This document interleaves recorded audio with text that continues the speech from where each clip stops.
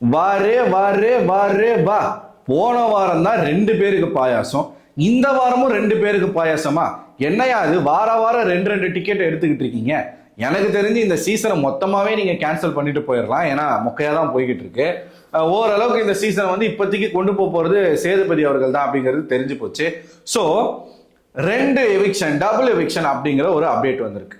யார் எவிக்ட் ஆக போறாங்க அப்படிங்கிற ஒரு கேள்வி இன்னமும் மக்கள் மத்தியில எழும்பிக்கிட்டே இருக்கு. அதை ஒரு கியூரியாசிட்டியை கிளப்பி விடுற மாதிரி விகடன் வந்து 2 பேரோட புகைப்படத்தை வெளியிட்டு இவங்க 2 பேருமே எவிக்ட் ஆக போறாங்க.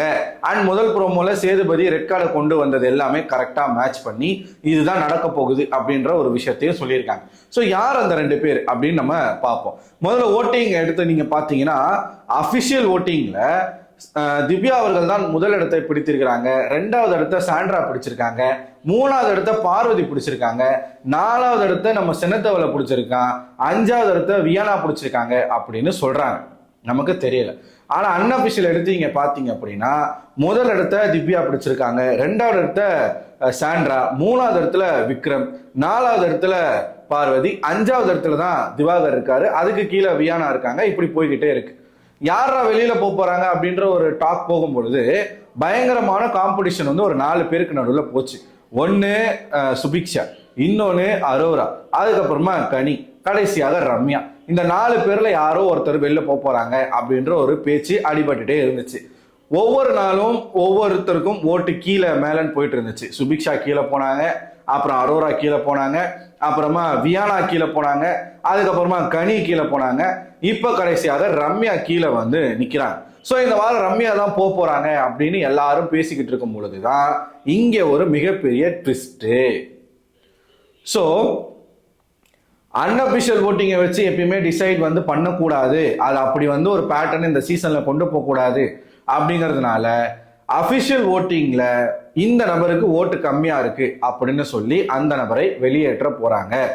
மேலும் அந்த நபரை வெளியேற்றுறதுக்கான முக்கியமான காரணம் என்ன அப்படின்னு பாத்தீங்கன்னா, இதற்கு மேலேயும் இவங்க இந்த வீட்டுக்குள்ள இருந்தாங்கன்னா அவங்களுக்குன்னு இருக்கக்கூடிய கொஞ்சம் கொஞ்சம் நற்பெயரும் கெட்டு போயிடும்.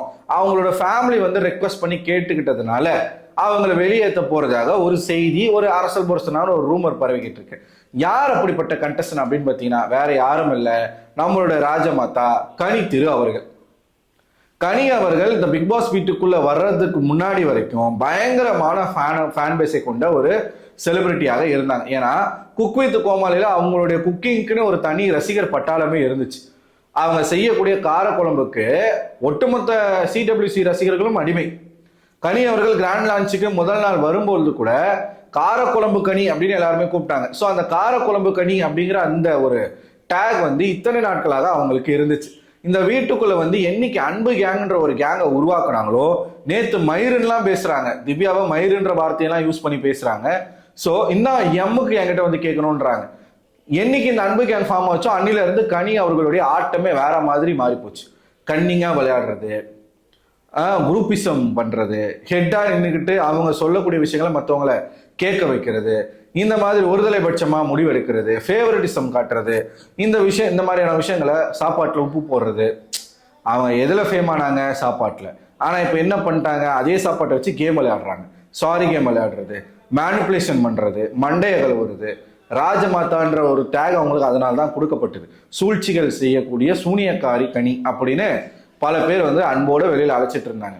இதெல்லாம் பார்க்கும் பொழுது கனி அவர்களுடைய ஃபேமிலிக்கு இது ரொம்பவே வருத்தமான ஒரு விஷயமா மாறுது. ஏன்னா கனி அவர்களுடைய தந்தையும் ஒரு மிகப்பெரிய இயக்குனர், அவங்களுடைய கணவரும் ஒரு மிகப்பெரிய இயக்குனர், ஒரு டைரக்டர் ஃபேமிலி, நல்ல வசதியாக வாழ்ந்த குடும்பம். இப்போதான் கொஞ்சம் கொஞ்சமா தலை எடுத்துக்கிட்டு இருக்காங்க. இந்த நேரத்துல இந்த நிகழ்ச்சிக்குள்ள போய் தன்னுடைய பொண்ணுக்கோ இல்லை தன்னுடைய ஒய்ஃபுக்கோ ஒரு கெட்ட பேர் வந்துருச்சு அப்படின்னா அதனுடைய பாதிப்பு லைஃப் லாங் அவங்கள தொடரும். இப்ப ஜூலின்ற ஒரு கேரக்டர் பார்த்தீங்களா, இன்னமும் தலையெடுக்கல, அப்படியே சுத்திக்கிட்டு இருக்கு. அந்த மாதிரி ஆயிடக்கூடாது. இதெல்லாம் கருத்துல கொண்டு தயவு செய்து கனியை வந்து வெளியேற்றுங்க அப்படின்னு ஃபேமிலி ரெக்வஸ்ட் பண்ணிக்கிட்டதுனால கனி அவர்களுக்கு ஓட்டும் பெருசா சொல்ற மாதிரி இல்லை. ஸோ ரம்யாவை இன்னும் ஒரு வாரம் வச்சுக்கிட்டு அவங்களுக்கு வந்து எதனா ஒரு டாஸ்க் கொடுத்து ஒரு கண்டென்ட்டை பிடுங்கி அவங்கள வந்து அடுத்த வாரம் வெளியே அனுப்பலாம் அப்படின்னு ஒரு ஸ்கெட்ச் போட்டு இந்த வாரம் கனி அவர்களை முதல் எவிக்ஷனாக வெளியே அனுப்ப போறாங்க அப்படிங்கிற ஒரு தகவல். இதை உறுதி செய்திருக்கிறது விகடன். அடுத்து யாருன்னு பார்த்தீங்கன்னா the one and only watermelon தற்கூரி செனத்தவளை ஸ்டார் நம்ம திவாகர் அவர்கள். திவாகரை வெளியேற்றுவீங்களா? அது எப்படி? திவாகரனால தான் இந்த ஷோவே ஓடுது. திவாகரை எப்படி வெளியேற்றுவீங்க அப்படின்னு கேட்டீங்கன்னா, திவாகரை வெளியேற்ற வேண்டிய கட்டாயத்துல சேனல் இருக்காங்க.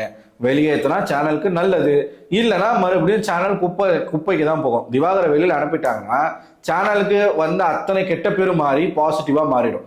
ஒருவேளை திவாகரை இன்னும் அந்த வீட்டுக்குள்ள வச்சுக்கிட்டாங்கன்னா விஜய் டிவியை யாராலையும் காப்பாற்ற முடியாது மக்கள் மத்தியில இருந்து. இந்த ஷோ மேல ஒரு மதிப்பும் இந்த ஷோ மேல ஒரு காதலும் மக்களுக்கு போயிருச்சு ஆல்ரெடி. அதை மீட் எடுக்கணும்னா திவாகரை வெளியில் அனுப்பணும். ஏன் திவாகரை வெளியில் அனுப்பணும்? திவாகர் அந்த வீட்டுக்குள்ள இருந்துகிட்டு அடுத்தவனுடைய சாதியை வச்சு பேசுறது, அடுத்தவனை மட்டமா பேசுறது, ஒரு ஏரியாவை மென்ஷன் பண்ணி அப்படிலாம் பேசவே கூடாது.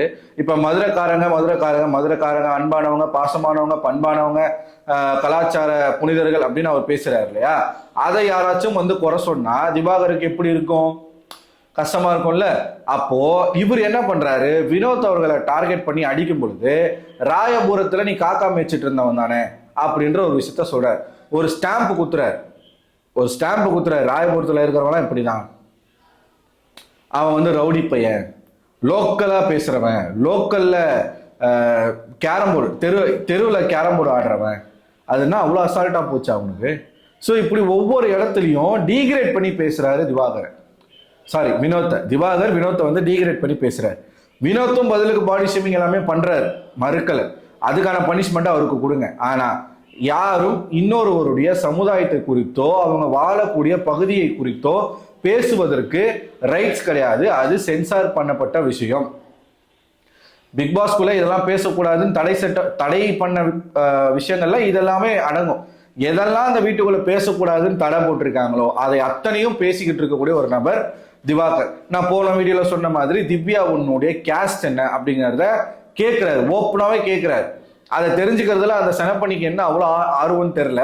அதை தெரிஞ்சுக்கிட்டு அந்த பொண்ணு பின்னாடியே சுத்துறது, ஒவ்வொரு வாரம் ஒவ்வொரு பொண்ணு பின்னாடி சுத்துறது. சுபிக்ஷால ஆரம்பிச்சுது, ஃபர்ஸ்ட் வாரம் நந்தினி, அதுக்கப்புறமா சுபிக்ஷா, அதுக்கப்புறமா வியானா, அப்புறமா பார்வதி, அதுக்கப்புறமா அரோரா, அப்சரா, வந்த எந்த பொண்ணுகிட்டையும் அவன் வந்து விட்டு வைக்கல. எந்த பொண்ணையும் விட்டு வைக்கல. மோந்து பார்க்கறது, தலைமுடிய மோந்து பார்க்கறது, இப்படி ஏகப்பட்ட கேவலமான விஷயங்களை அவன் பண்ணியிருக்கான். பாத்ரூம்ல யாரோ குளிச்சுட்டு இருக்கும் போது போய் வேணும்னே கதவு திறதெல்லாம் பார்த்துருக்கான். அதை எல்லாமே மறைச்சிட்டாங்க.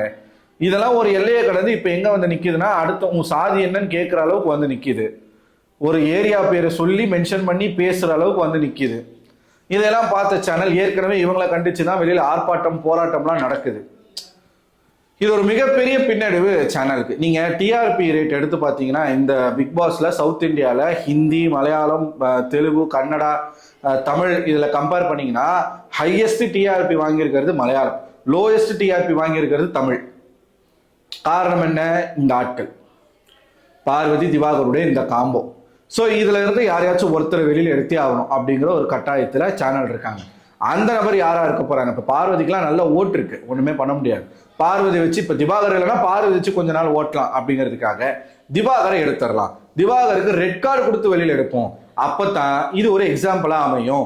இந்த மாதிரி இந்த வீட்டுக்குள்ள யாரும் பேசக்கூடாது. அடுத்தவங்களுடைய சமுதாயத்தை பற்றியோ, நிறத்தை பற்றியோ, அவங்களுடைய வாழும் பகுதியை பற்றியோ பேசவே கூடாது.